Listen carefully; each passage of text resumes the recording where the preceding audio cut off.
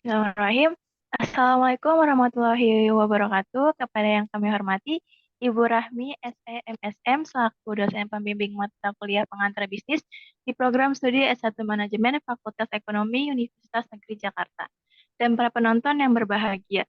Sebelumnya perkenalkan kami dari kelompok 2, kelas manajemen C yang terdiri dari saya, Indah Putri Aulia, Saya Clara Nabila. Saya Arvin Kamal. Saya Artu Syarifah. Saya Muhammad Sultansyah. Saya pada Yusuf kali Rizal. ini. Pada kali ini kami akan membahas mengenai satu topik yaitu mengembangkan dan menetapkan harga barang dan jasa. Tanpa berlama-lama lagi, kita akan mulai pembahasan yang pertama yaitu mengenai pengembangan produk dan total penawaran produk. Kepada rekan saya persilakan.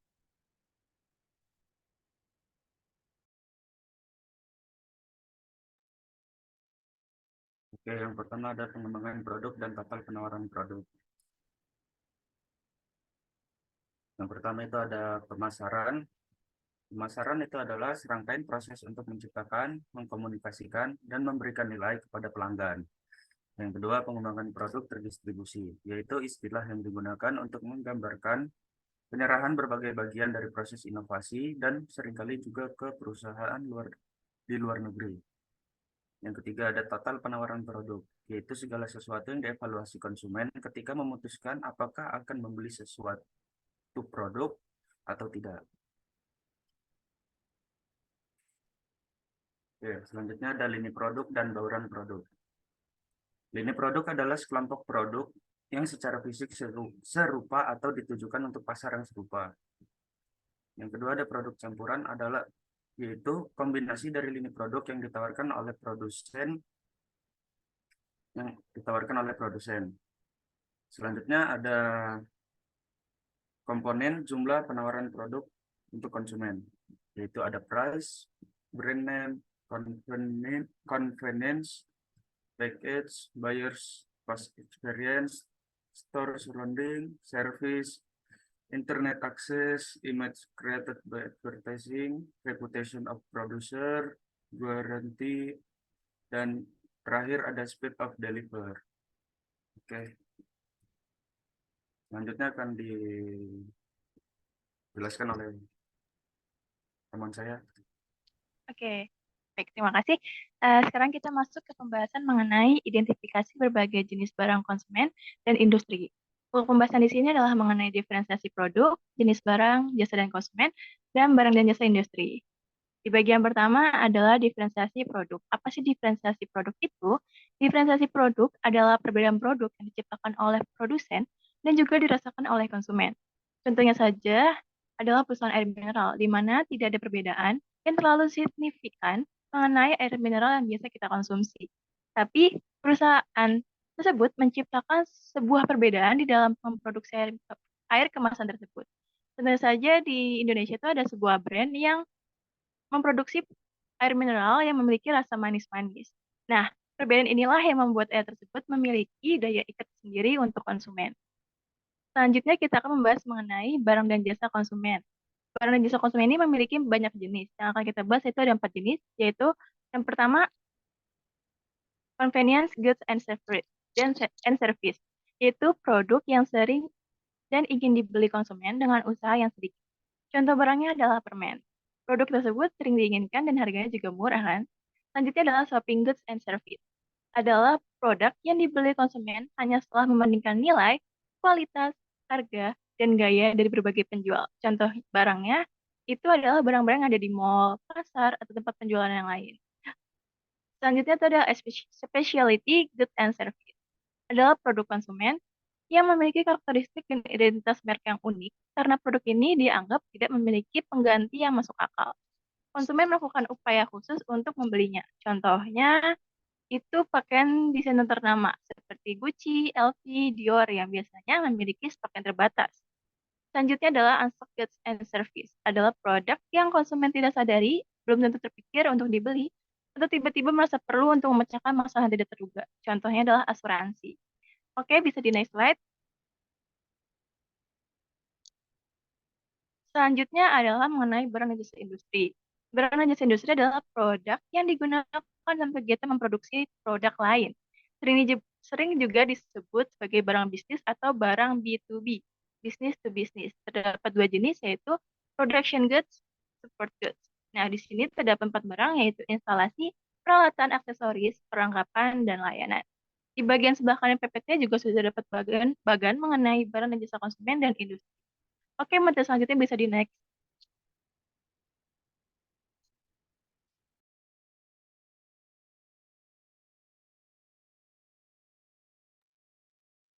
Kita ke materi selanjutnya, ada pengemasan mengubah produk. Konsumen mengevaluasi banyak aspek dari penawaran produk secara keseluruhan. Packaging produk atau kemasan yang menarik dan unik memiliki kecenderungan kesan positif di sisi konsumen dan akan sangat berpengaruh terhadap penjualan dan daya saing sebuah produk di pasaran. Pemberian kemasan pada suatu produk dapat memberi 3 manfaat utama, yaitu komunikasi sebagai media pengungkapan informasi produk kepada konsumen meliputi cara menggunakan produk, kemudian ada komposisi produk dan fungsi fungsional.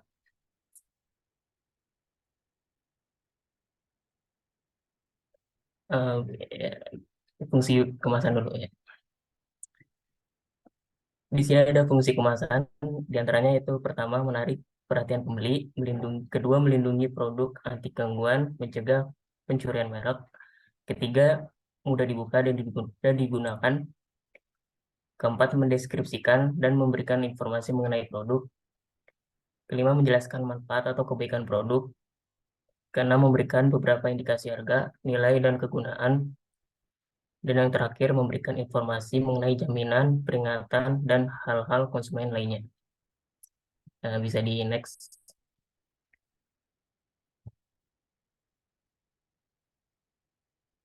Kita ke materi pentingnya kemasan. Pengemasan dapat menggunakan strategi yang disebut bundling. Bundling adalah menggabungkan barang dan atau jasa untuk satu harga. Adapun manfaat dari penerapan strategi ini adalah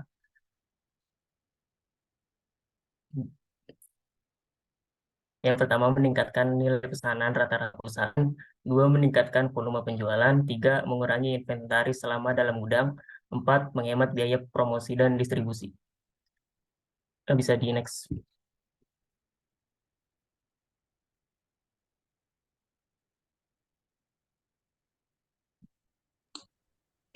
Selanjutnya adalah membandingkan merek, nama merek, dan merek dagang, serta menunjukkan nilai ekuitas merek.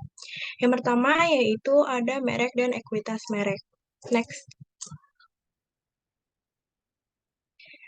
Ada beberapa kategori dalam merek dan ekuitas merek. Yang pertama yaitu brand. Brand merupakan nama, simbol, ataupun desain dan kombinasinya yang mengidentifikasi barang atau jasa dari satu penjual atau penjual dan membedakannya dari barang dan jasa pesaing. Nah, nama merek merupakan perbedaan pada produk yang cenderung membuatnya menarik bagi konsumen. Nah, kalau untuk membeli, nama merek itu memastikan kualitas, mengurangi waktu pencarian, menambah prestise untuk suatu produk. Nah, kalau untuk penjual, nama merek itu berfungsi untuk memfasilitasi pengenalan produk, membantu upaya promosi, dan menambah pembelian berulang. Selanjutnya adalah merek dagang atau trademark. Trademark adalah merek yang memiliki perlindungan hukum eksklusif untuk nama merek dan desainnya.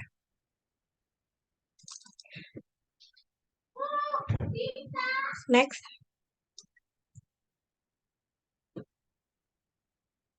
Lanjut.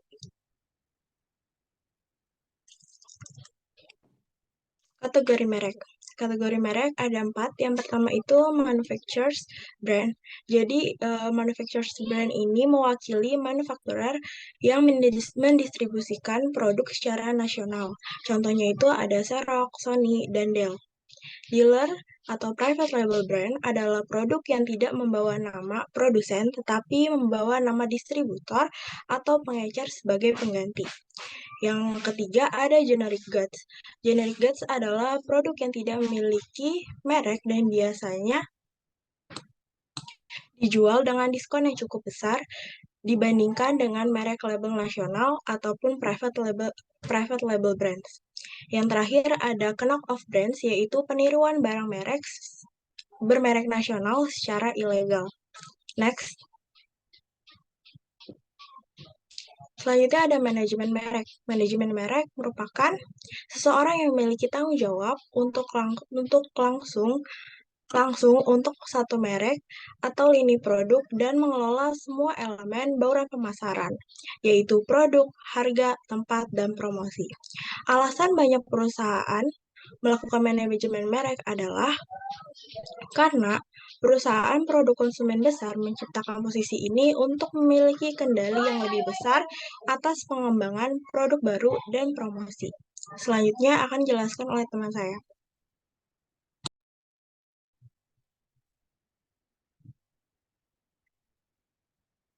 Selanjutnya, ekuitas merek dan loyalitas. Tujuan utama pemasaran di masa depan adalah membangun kembali gagasan tentang ekuitas merek. Ekuitas merek adalah nilai dari nama merek dan simbol yang terkait. Biasanya sebuah perusahaan tidak dapat mengetahui nilai mereknya sampai menjualnya ke perusahaan lain. Inti dari ekuitas merek adalah loyalitas merek. Loyalitas merek adalah tingkat kepuasan pelanggan menyukai merek dan berkomitmen untuk membeli lebih lanjut. Sekelompok pelanggan yang setia mewakili nilai substansial bagi perusahaan dan nilai itu dapat dihitung. Salah satu cara produsen berusaha menciptakan lebih banyak loyalitas merek adalah dengan berfokus pada keberlanjutan. Yang ketiga ada kesadaran merek, mengacu pada seberapa cepat atau mudah nama merek tertentu muncul di benak ketika seseorang menyebutkan kategori produk. Periklanan membantu membangun kesadaran merek yang kuat. Merek-merek yang sudah mapan seperti Coca-Cola dan Pepsi biasanya termasuk yang paling tinggi kesadaran mereknya. Dengan mensponsori acara seperti Piala Dunia Sepak Bola dan acara lainnya dapat membantu meningkatkan kesadaran merek. Selanjutnya, asosiasi merek. Nama, simbol, dan slogan yang digunakan perusahaan dapat sangat membantu dalam pengenalan merek untuk produk perusahaan tersebut. Asosiasi merek adalah hubungan merek dengan citra lain yang menguntungkan, seperti penggunaan produk terkenal, selebritas populer, atau wilayah geografis tertentu. Misalnya bagaimana iklan Mercedes-Benz mengasosiasikan mobilnya dengan orang-orang sukses yang hidup mewah. Orang yang bertanggung jawab untuk membangun merek dikenal dengan manajer merek atau manajer produk. Next.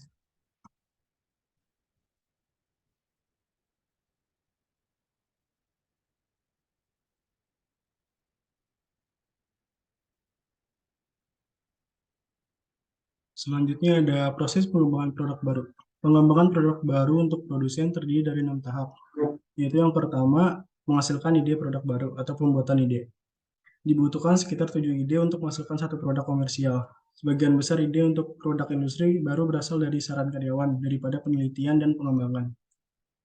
Yang kedua, ada penyaringan produk. Penyaringan produk mengurangi jumlah ide produk baru yang dikerjakan perusahaan pada satu waktu sehingga dapat fokus pada yang paling menjanjikan. Penyaringan menerapkan kriteria untuk menentukan apakah produk cocok dengan produk saat ini, memiliki potensi keuntungan yang baik dan dapat dipasarkan. Yang ketiga, analisis produk. Setelah penyaringan produk, datanglah analisis produk atau membuat perkiraan biaya dan perkiraan penjualan untuk merasakan keuntungan dari ide produk baru. Yang keempat, pengembangan. Jika suatu produk melewati fase penyaringan dan analisis, perusahaan mulai mengembangkannya lebih lanjut, menguji banyak konsep atau alternatif produk yang berbeda. Yang kelima, pengujian. Pengujian konsep membawa ide produk ke konsumen untuk menguji reaksi mereka. Apakah seberapa sering mereka akan membelinya, berapa harganya, fitur apa yang mereka suka dan tidak suka. Lalu ada fitur perubahan apa yang mereka buat. Crowdsourcing adalah alat baru yang dapat digunakan perusahaan untuk mengumpulkan informasi ini dari konsumen. Yang keenam, ada komersial. Meliputi mempromosikan produk ke distributor dan pengecer untuk mendapatkan distribusi yang luas dan mengembangkan kampanye periklanan dan penjualan yang kuat untuk menghasilkan. Next.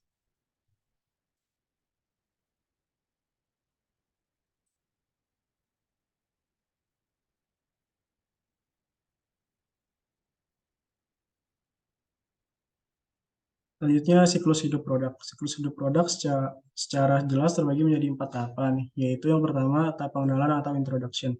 Tahap perkenalan di mana produsen mulai memperkenalkan produk barunya kepada pasar.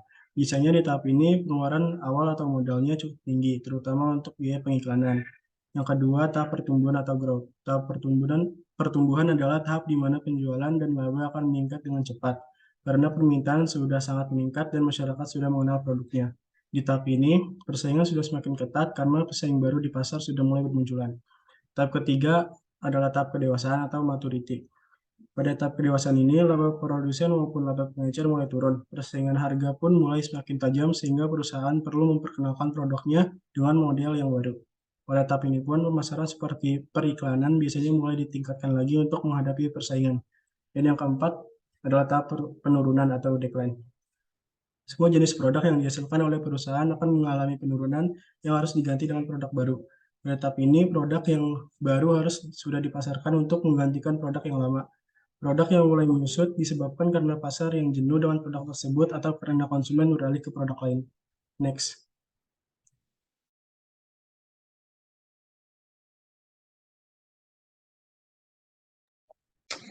Oke, baik. Selanjutnya kita akan ke pembahasan selanjutnya, yaitu mengenai identifikasi berbagai tujuan dan strategi penetapan harga.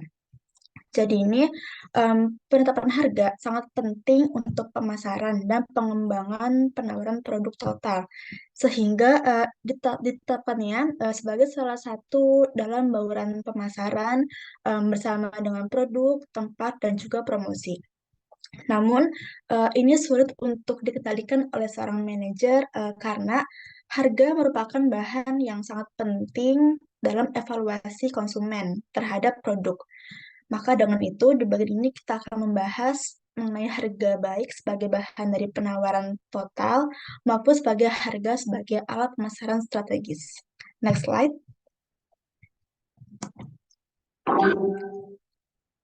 Oke, yang pertama ada tujuan penetapan harga.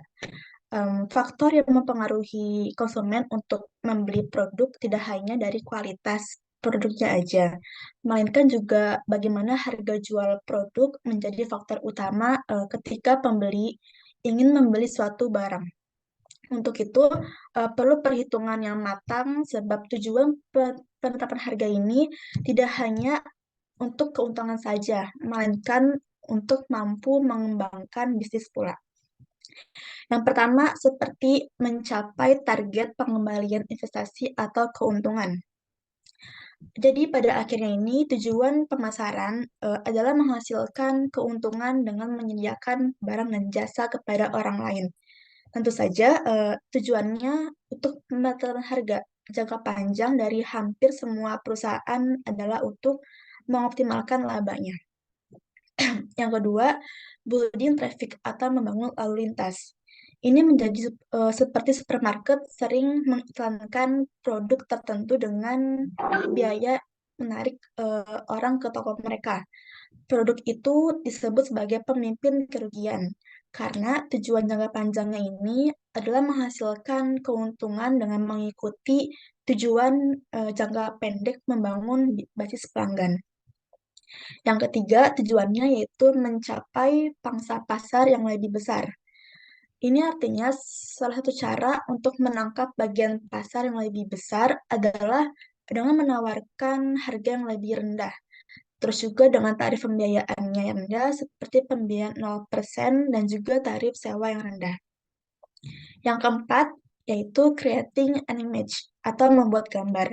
Seperti pada jam tangan tertentu, parfum, dan produk lain itu terlihat secara sosial harga tinggi karena untuk memberi citra eksklusivitas dan statusnya. Yang kelima, ada memajukan tujuan sosial. Jadi sebuah perusahaan ini mungkin ingin memberikan harga produk yang rendah sehingga orang dengan sedikit uang mampu untuk membelinya. Sebuah perusahaan juga mungkin memiliki tujuan jangka pendek yang sangat berbeda dari tujuan jangka panjangnya. Maka dari itu, manajer harus memahami kedua hal ini, kedua jenis ini yang di awal, dan memasukkannya kedua tersebut ke dalam rencana pemasaran yang strategis. Next slide.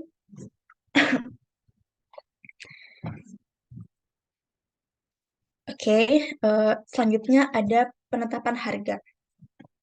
kita ketahui bahwa bahwasanya itu banyak orang yang mengira bahwa harga yang ditetapkan sudah pasti akan memberikan keuntungan. Padahal dalam penetapannya ini ada banyak jenis strategi penetapan harga alias pricing strategi yang harus dipakai jika ingin mendapatkan keuntungan yang maksimal. Yang pertama seperti penetapan harga berbasis biaya. Jadi penetapan berbasis biaya ini harga metode yang digunakan perusahaan untuk menetapkan harga jualnya ini memungkinkan perusahaan untuk menetapkan yang sesuai dengan biaya produksi barang ataupun jasanya. Penetapan harga ini terdiri dari metode perhitungan yang harus dijual secara sesuai. Yang kedua, penetapan harga berbasis permintaan. Ini artinya strategi penetapan harga berdasarkan seberapa besar keinginan pelanggan untuk membeli suatu produk atau layanan. Dalam penetapan ini, harga berbasis permintaan, perusahaan juga menganggap pelanggan memiliki respon yang berbeda terhadap harga produk atau layanan tersebut. Mereka mempertimbangkan nilai mereka rasakan sebelum memutuskan untuk membeli. Yang ketiga, penetapan harga berbasis persaingan. Ini merupakan strategi penetapan harga di mana perusahaan menggunakan atau industri mereka itu dengan merek. Untuk menetapkan harganya, mereka mungkin menetapkan harga yang lebih tinggi di sekitarnya atau lebih rendah daripada rata-rata pesaing. Jadi tugas pertama adalah perusahaan bisa mengumpulkan dan meneliti informasi tentang harga yang pesaing kenakan pada produk mereka. Contohnya ini seperti pada perusahaan Matahari Department Store. Kita tahu lah ya, Matahari Department Store ini menjadi tempat belanja yang paling tren saat ini karena dia menyediakan berbagai kebutuhan semua orang dengan harga yang terjangkau. Salah satu strategi penetapan harga pada Matahari Department Store ini dengan pemberian diskon bagi konsumen atau pembeli pada semua produknya. Diskon harga ini menjadi ciri khas dari strategi pemasaran Matahari Department Store, yaitu pemberian diskon yang besar kepada konsumen untuk beberapa merek produk yang dijual.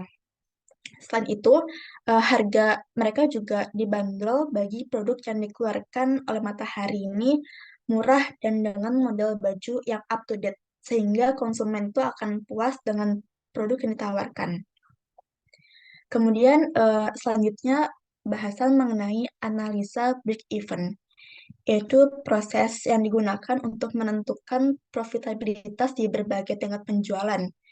Titik impas atau break-even point adalah titik di mana pendapatan dari penjualan sama dengan semua biaya.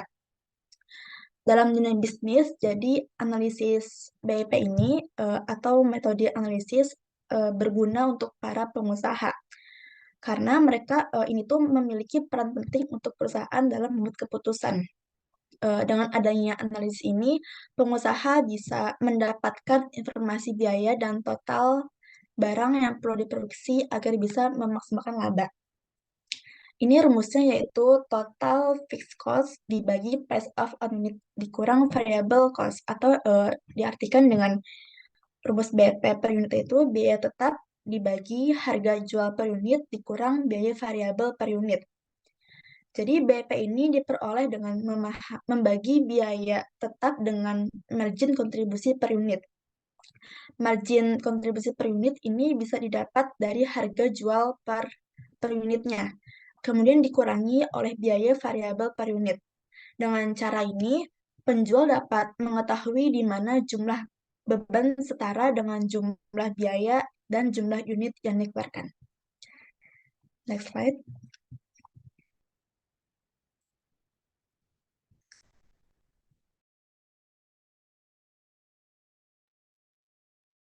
Oke, selanjutnya bagaimana pasar bisa mempengaruhi harga? Bisa di next.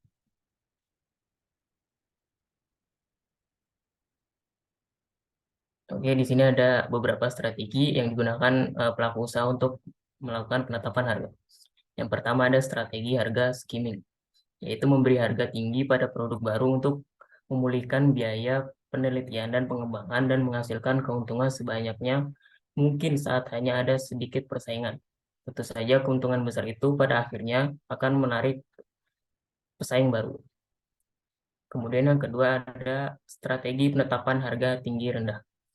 Ketika produk pertama kali diluncurkan, mereka akan menjualnya dengan harga tinggi. Namun seiring berjalannya waktu, harga produk akan semakin diturunkan hingga ke angka terendah melalui promosi, cuci gudang, dan lain sebagainya. Ketiga ada strategi penetrasi. Strategi penetrasi ini digunakan untuk menghasilkan penjualan yang lebih besar, menciptakan kehebohan di kalangan pembeli untuk berkunjung ke toko mereka, sehingga menstimulasi penjualan produk lainnya dan menjual barang-barang inventaris yang tidak mungkin laku dengan harga awal yang terlalu tinggi. Kemudian ada strategi penetapan harga psikologis. Strategi ini yaitu dilakukan oleh para pedagang dengan cara menetapkan harga ganjil pada produknya. Misalkan suatu barang harganya 100.000, kemudian dijual dengan harga 99.999. Oke, bisa di next.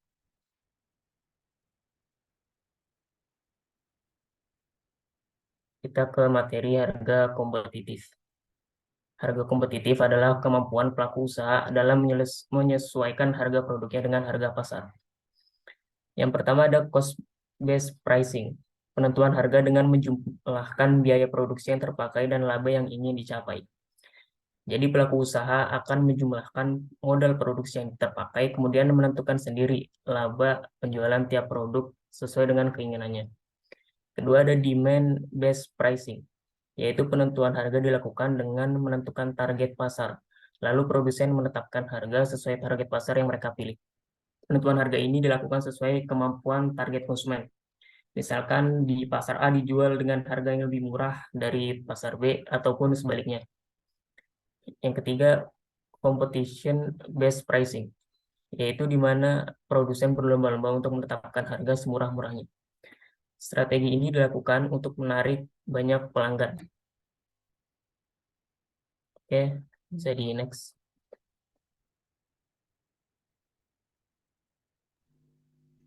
Oke, mungkin itu saja yang dapat kita sampaikan. Kurang lebihnya mohon maaf. Kritik sarannya bisa ditulis di komentar. Wassalamualaikum warahmatullahi wabarakatuh.